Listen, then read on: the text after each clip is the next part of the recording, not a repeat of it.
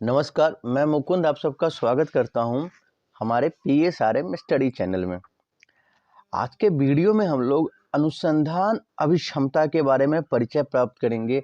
इस वीडियो में हम लोग समझेंगे अनुसंधान का अर्थ क्या होता है, इस शब्द की उत्पत्ति कैसे हुई है, विभिन्न विद्वानों ने अनुसंधान को किस तरीके से परिभाषित किया है और अनुसंधान प्रक्रिया की क्या विशेषताएं हैं। तो बहुत ही संक्षिप्त वीडियो होने वाला है ये, और ये अनुसंधान अभिक्षमता जो हमारा कोर्स का सिलेबस है, कोर्स 5 का, हम लोग उसका बस यहाँ पे एक इंट्रोडक्शन देख रहे हैं इस टॉपिक में। ठीक है, आगे के वीडियो में आगे के वीडियो काफ़ी बड़े होंगे, ये मात्र एक परिचय की तरह है। तो हम लोग ना सबसे पहले स्टार्ट करते हैं अनुसंधान शब्द को समझना। ठीक है, देखिए अनुसंधान या शोध शब्द, ये हम लोग अनुसंधान या शोध शब्द जब सुनते हैं, जिसको अंग्रेजी में रिसर्च कहा जाता है, ठीक है ना। रिसर्च दो वर्ड को मिला के बना हुआ है, अंग्रेजी के दो शब्द री और सर्च, ठीक है ना। तो हमें पता है कि री प्रीफिक्स, री उपसर्ग जहाँ पे आते हैं इंग्लिश के किसी शब्द में, तो वहाँ पे तात्पर्य होता है दोबारा या किसी काम को फिर से करना, जैसे रीप्ले, रिचार्ज, ठीक है ना।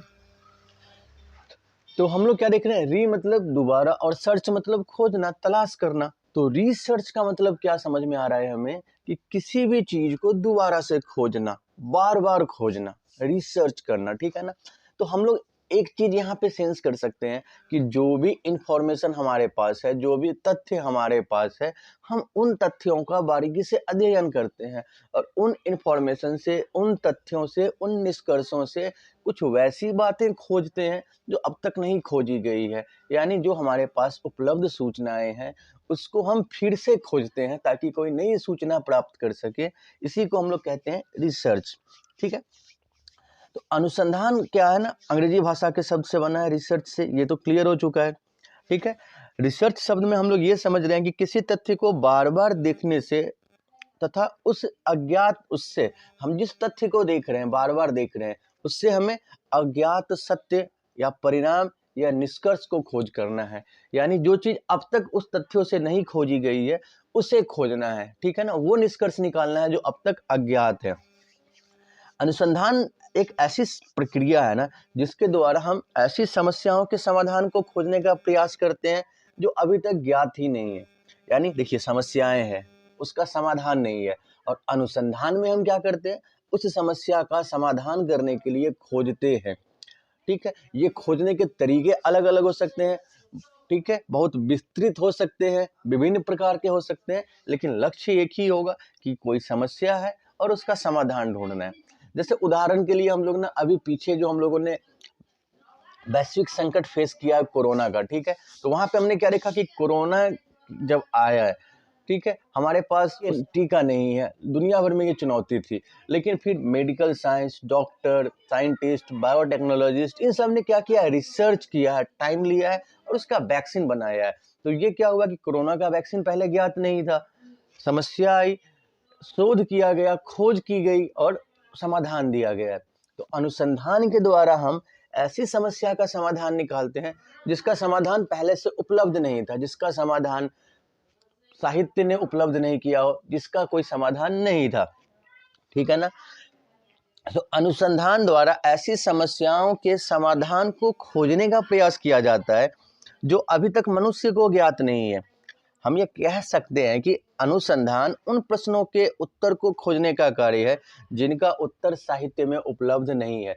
यानी हम ये कह सकते हैं कि अनुसंधान वैसे प्रश्नों के उत्तर को खोजने में मदद करती है, सहयोग करती है, जिन प्रश्नों के उत्तर अभी तक उपलब्ध नहीं है, ठीक है ना।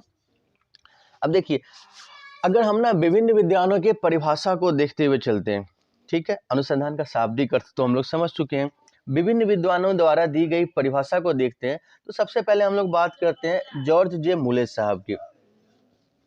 तो जॉर्ज जे मूले ने, देखिए, इन्होंने जो अनुसंधान की परिभाषा दी है ये खास तौर पे शैक्षणिक अनुसंधान से ही संबंधित है, जबकि हमें एक चीज अभी समझ लेना है कि अनुसंधान एक व्यापक शब्द है और ये विभिन्न क्षेत्रों में उपयोगी है, इसकी प्रासंगिकता, इसकी अनिवार्यता विभिन्न क्षेत्रों में है। लेकिन हम लोग बीएड कर रहे हैं तो हम लोग शैक्षणिक दृष्टिकोण से इसको समझते हुए चलते हैं, और जॉर्ज जे मूले साहब की जो परिभाषा है वो शैक्षणिक अनुसंधान से ज्यादा संबंधित है।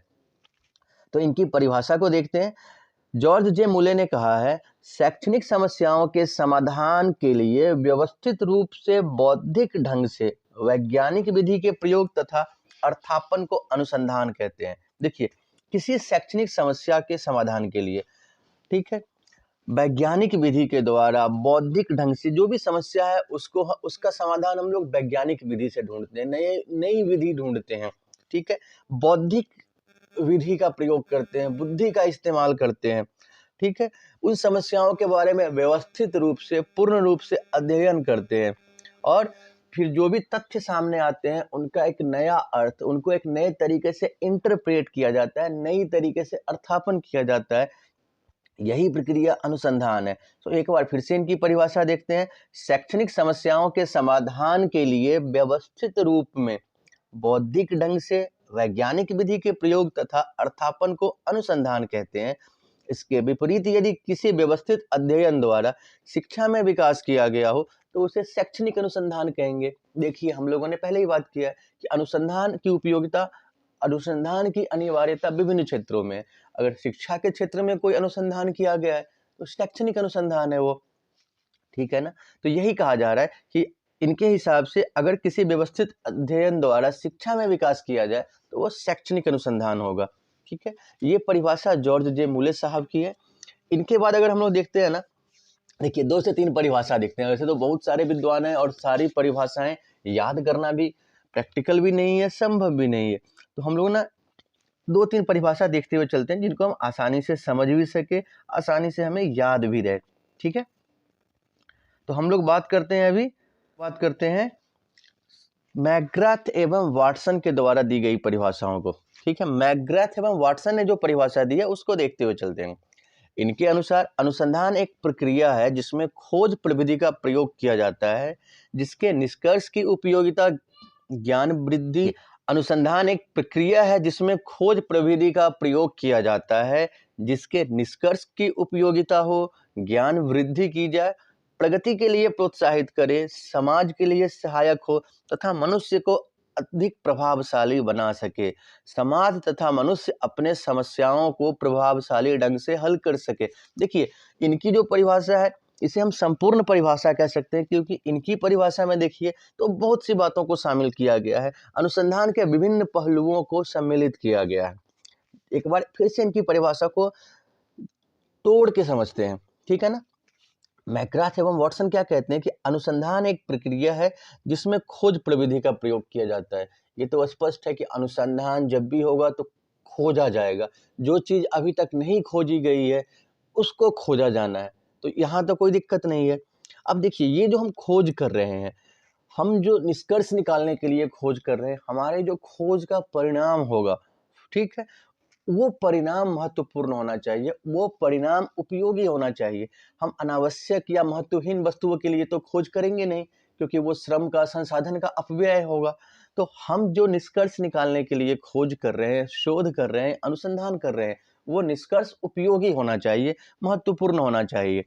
हम जो अनुसंधान कर रहे हैं, अनुसंधान की प्रक्रिया से हमारी ज्ञान में वृद्धि होगी। खोज कर रहे हैं, तथ्यों का पुनर्वलोकन कर रहे हैं, तथ्यों का विश्लेषण कर रहे हैं, अज्ञात चीजों को कर रहे हैं। तो स्पष्ट है कि जब हम इतनी चीजें करेंगे तो हमारा बौद्धिक विकास होगा, बुद्धि में वृद्धि होगी, है ना। तो अनुसंधान की प्रक्रिया से क्या हो, ज्ञान की वृद्धि हो। अनुसंधान की प्रक्रिया प्रगति के लिए प्रोत्साहित करे। अनुसंधान प्रगति के लिए ही किया जाता है। हम विभिन्न क्षेत्रों में अनुसंधान करते हैं तो नवीन तथ्यों को पता करते हैं, नवीन निष्कर्ष मिलता है हमें, जिससे वहां पे सकारात्मक परिवर्तन हो, गुणात्मक परिवर्तन हो। तो अनुसंधान व्यक्ति को, संस्था को प्रगति के लिए प्रोत्साहित करता है, अनुसंधान ज्ञान में वृद्धि करता है, अनुसंधान के निष्कर्ष उपयोगी होते हैं। ये 3 चीजें हम लोग अभी वाटसन और मैकग्राथ की परिभाषा में समझ चुके हैं। साथ ही साथ देखिए, अनुसंधान जो है ना वो समाज के लिए सहायक हो और मनुष्य को अधिक प्रभावशाली बना सके। जब भी हम शोध करते हैं, अनुसंधान करते हैं और जो निष्कर्ष निकलता हो, जो परिणाम निकलता हो, वो महत्वपूर्ण होने चाहिए समाज के विकास के दृष्टिकोण से, मनुष्य के उत्पादकता के दृष्टिकोण से, मनुष्य के गुणात्मक दृष्टिकोण से वो प्रभावशाली हो, महत्वपूर्ण हो, लाभान्वित करने वाला हो, ठीक है।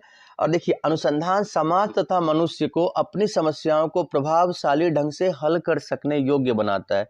अनुसंधान के द्वारा मनुष्य हो या समाज हो, जो भी समस्या विद्यमान है, जो भी उपस्थित समस्या है, उसका समाधान निकाला जाता है। तो जाहिर तौर पे जब आप किसी समस्या का समाधान निकालेंगे, तो एक व्यक्ति के तौर पे, एक संस्था के तौर पे आप पहले से बेहतर स्थिति में होंगे।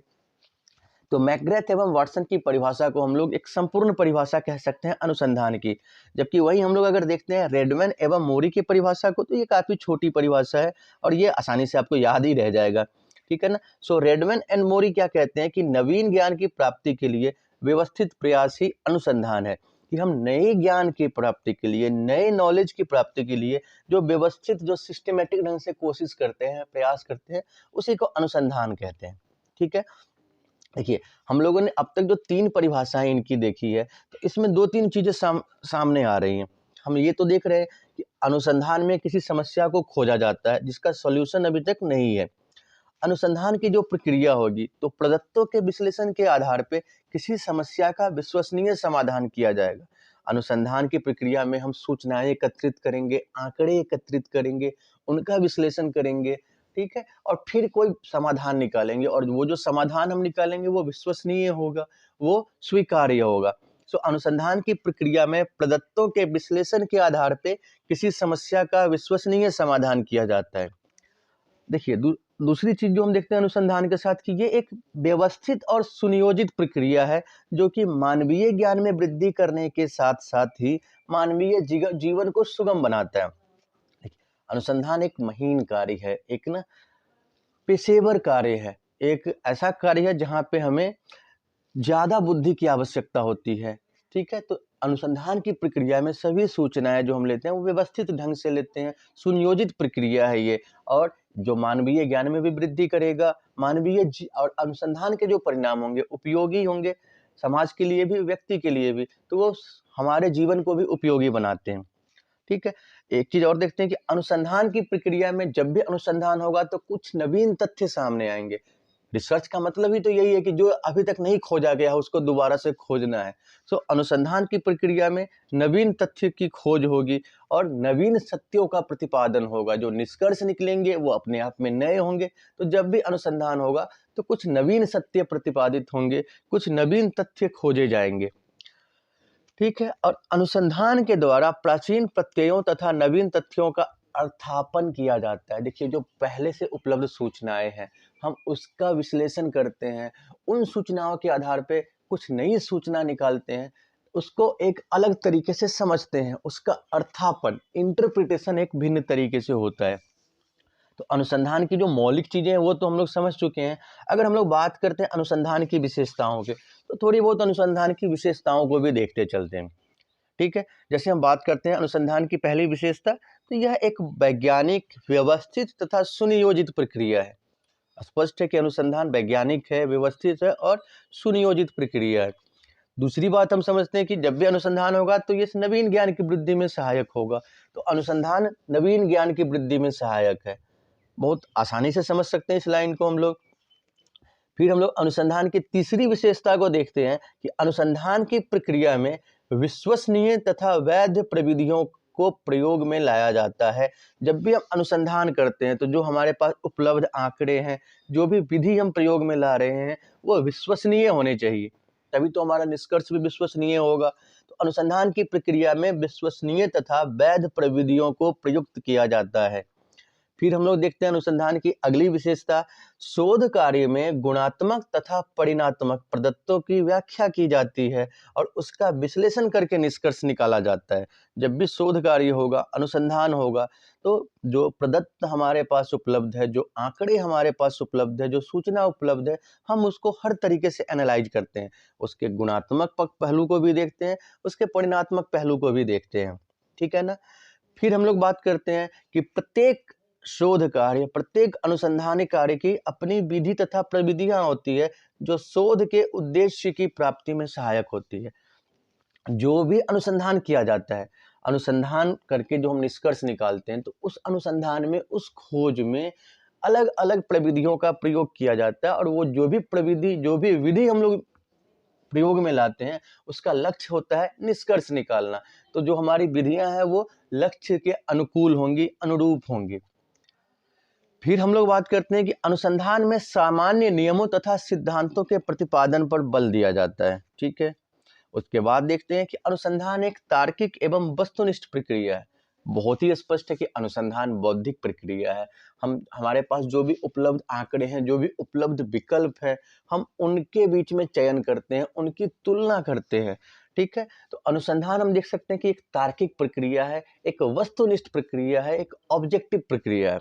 ठीक है, फिर हम लोग क्या देखते हैं कि प्रत्येक शोध कार्य से निष्कर्ष निकाले जाते हैं और उस प्राप्त निष्कर्ष का सामान्यीकरण किया जाता है। जो भी हम लोग शोध करते हैं तो उस शोध का परिणाम एक निष्कर्ष होता है। हम कुछ सूचना लाते हैं, एक परिणाम होता है, निष्कर्ष होता है। ठीक है ना, तो जो हम निष्कर्ष निकालते हैं, शोध के पश्चात जो निष्कर्ष सामने आता है, उस निष्कर्ष को सामान्यीकृत किया जाता है। सामान्यीकृत कहने का मतलब कि वो जनरलाइज किया जाता है, यानी जो अनुसंधान के बाद जो परिणाम आए हैं वो जनरल वे में होंगे, स्वीकार्य होंगे, सब जगह एप्लीकेबल होंगे। ठीक है, और एक चीज और समझना है हमें कि अनुसंधान एक धैर्यपूर्ण प्रक्रिया है। यहाँ अनुसंधान की प्रक्रिया जल्दबाजी में नहीं होती, क्योंकि यहाँ पे तथ्यों को, समस्याओं का गहन अध्ययन किया जाता है। समस्याओं से संबंधित हर पहलू को बहुत ही बारीकी से देखते हैं। सभी उपलब्ध विधियों का चयन, उनकी तुलना, विश्लेषण, ये सारी चीजें यहाँ शामिल है। तो अनुसंधान की प्रक्रिया एक लंबी प्रक्रिया है, एक धैर्यपूर्ण प्रक्रिया है, क्योंकि इसमें सूक्ष्म अन्वेषण किया जाता है। ठीक है, तो हम लोगों ने अब इस वीडियो में अनुसंधान का अर्थ समझा है, विभिन्न विद्वानों के द्वारा दी गई उसकी परिभाषा को देखा है और अनुसंधान की विशेषता को समझा है। मैं उम्मीद करता हूं कि ये जो 3 चीजें हैं वो आप काफी अच्छे से समझ चुके होंगे, और अगर आपको ये वीडियो पसंद आता है या आपकी जो भी प्रतिक्रिया हो तो उससे जरूर अवगत कराएं, ताकि हम लोग अपने कोर्स के हिसाब से और वीडियो बना सके। और अगर कोई भी आप चाहते हैं कि किसी टॉपिक पे वीडियो बनाया जाए तो आप प्लीज़ जो व्हाट्सएप नंबर फ्लैश हो रहा है उस पे अपने विचार दे सकते हैं, या आप किसी टॉपिक पे चाहते हैं तो वो टॉपिक सजेस्ट कर सकते हैं, और हम लोगों की पूर्ण कोशिश होगी कि आपको वो वीडियो उपलब्ध कराया जाए। धन्यवाद।